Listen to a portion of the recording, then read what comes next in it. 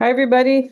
It's Denise. Today we're going to talk about Biggie. And yesterday I was channeling Biggie. And um, yeah, it's pretty interesting. I have his chart here as well. So let's get into it. And Biggie's real name, Biggie was known as the Notorious B.I.G. He was known as Biggie Smalls and just Biggie.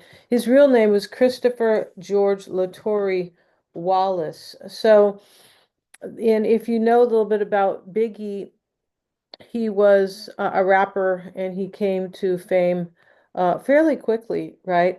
And then there was always that kind of East Coast, West Coast fighting between the rappers, right? And so I'll talk a little bit about that. But it's interesting to know here. I just want to let you know I did not watch the Netflix movie about him. No, I didn't. I just, wanted to channel him.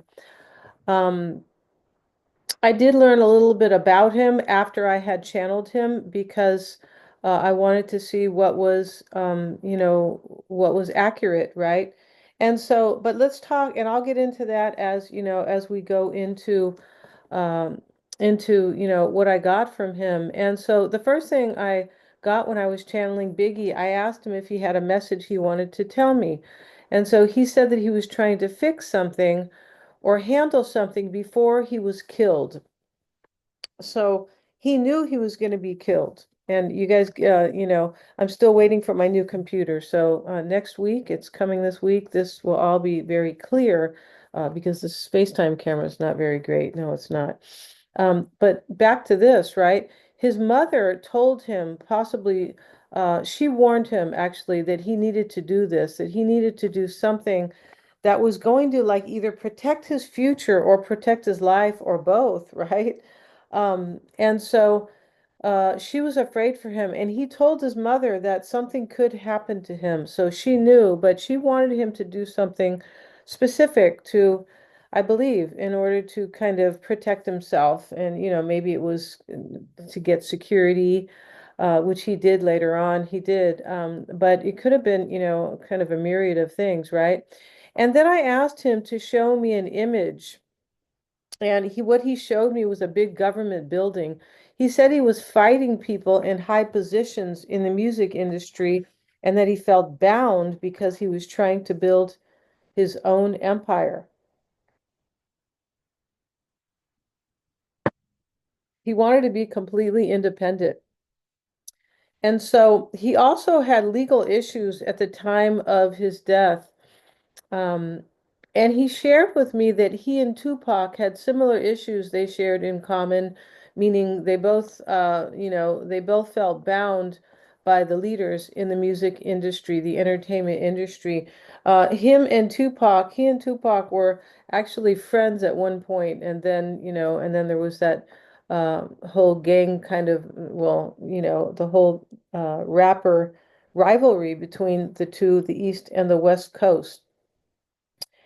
Um, he said the people who did this to him, who killed him, uh, betrayed him, and that the key person, of course, responsible was initially like a friend or came at him as a friend, right? Represented himself as a friend or an ally or somebody who could help him possibly in the music industry.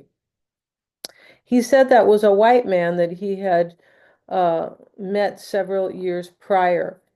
So And also, one of the things I got when I first channeled him was that he had a musician mentor, like in the neighborhood that he lived by, and that person was most likely Donald.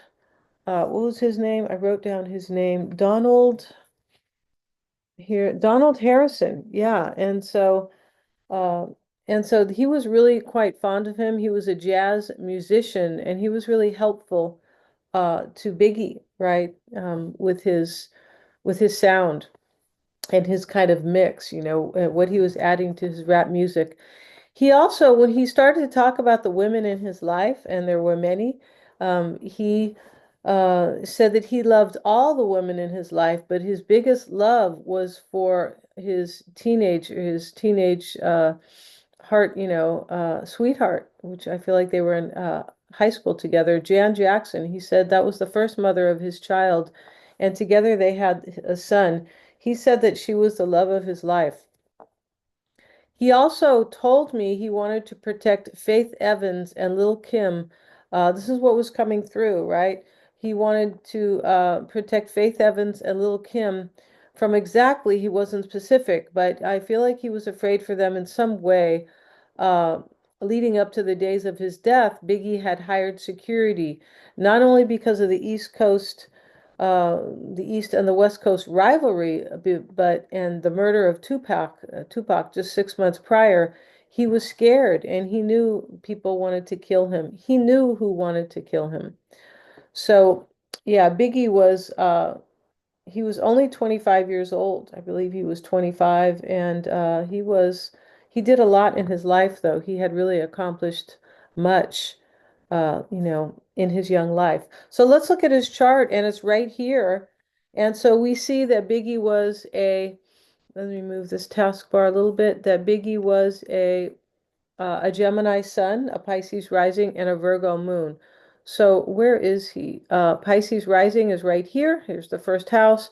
And the Gemini sun is down here, and a Virgo moon. So here's his moon over here. So first of all, he had a voice with the Gemini sun, right? Because Gemini is the house of Gemini is, communication, is the voice.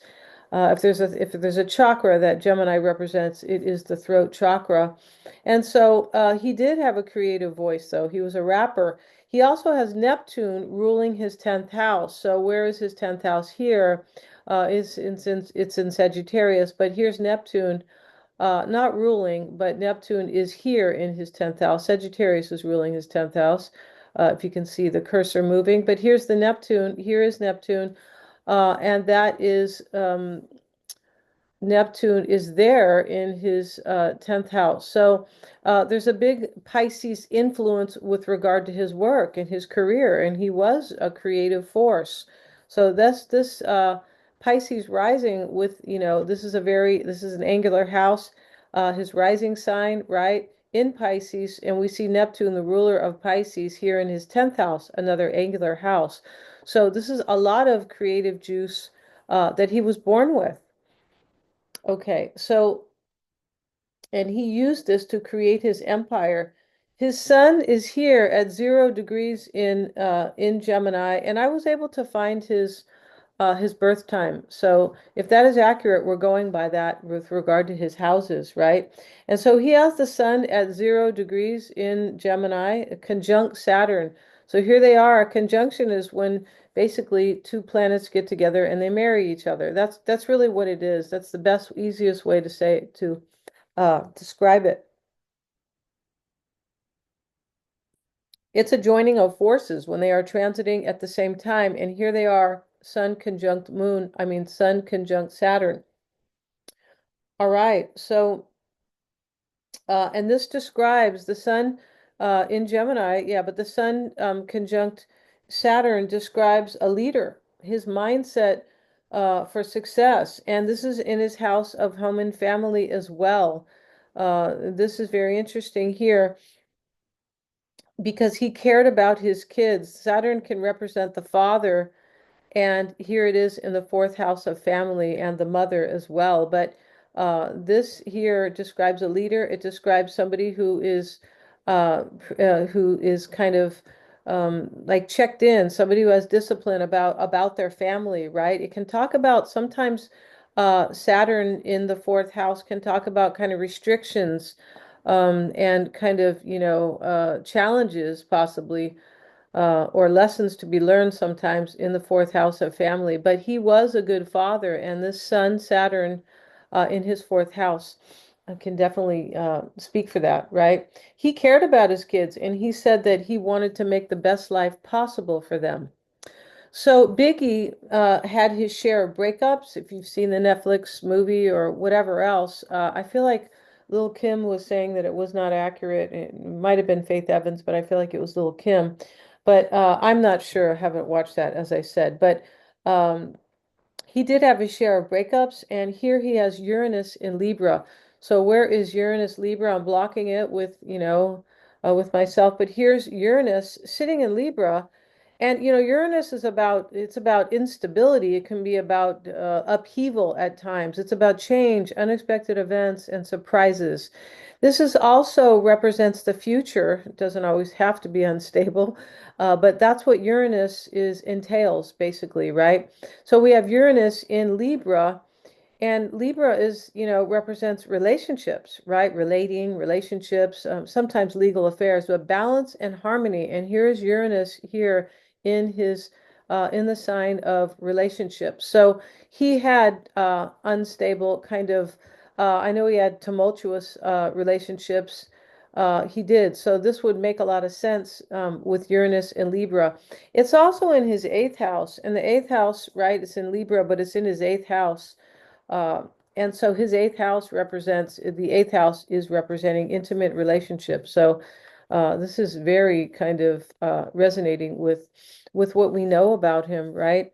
And so uh, yeah, and it can talk also about him having like a creative flair, sort of, or untraditional, unconventional relationships, right? I mean, in a way, he kind of had an unconventional. I think he had a baby when he was only 18 years old, and don't quote me on the age, please. But when he was right out of high school, or actually in high school, that's the part I'm not sure of, but he still was young, and I mean, that can be considered, possibly unconventional. But he did. He had an um, interesting love life, I would say, right? And he did. And so he also has Venus here. Where is Venus? Right here. It's conjunct Mars in Cancer. This is his fifth house. So Venus can be about love, Mars is about passion. When we have these two together, conjunct like that, this can be, something very passionate, something very like fiery and kind of tense, what's the right word? Passionate, but really dramatic, right? With Mars there, Venus is here, the divine feminine, basically, and Mars is the divine masculine. So here we have, this is like basically the feminine and masculine, and they are together here, the forces of that. And so this can talk about having arguments in your relationships, and he has had tumultuous relationships. He has. Uh, but this is super interesting. It is, and it's in the fifth house of love, right? Leo rules the fifth house, or we can say the heart chakra. The sun rules the fifth house. His fifth house is ruled by the moon. This is Cancer, and so this is all about his relationships, family relationships. Definitely a lot of passion and a lot of drive. I feel like he was passionate about his relationships and his family, and the relationships he had, right? And so here also, and Lil Kim said that he was the best lover she ever had. Yeah, she's been quoted saying that. So this would make a lot of sense. Venus with Mars together, it really would. Yeah, yeah. Venus, both Venus and Mars, they can talk about sex, right, and desire. And so, yeah, he also had. All right. And he was very interested, you guys, in creating his own future, like independently. And here he has the North Node. Where is it? It's right here. It's in Capricorn. And this is another this is another placement here where he has the North Node in Capricorn. Capricorn is about career. It represents, the 10th house of career and legacy and reputation and how we want to be known in the world. It represents achievement. And here is the North Node of Fate in this house, or not in this house, but it's in his 11th house of the future. Wow. And it's in Capricorn. So we can see that he was always trying to create more for himself and really reach his true potential in his music. Yeah, this is very powerful. It is. And so also he's got Jupiter in the 11th house of his future. And this is about expanding your world, growing, expanding, moving toward this North Node, which is over here in his 11th house of the future. So no wonder he did so much in his short life. So we're going to end this reading and yeah, thanks so much for watching.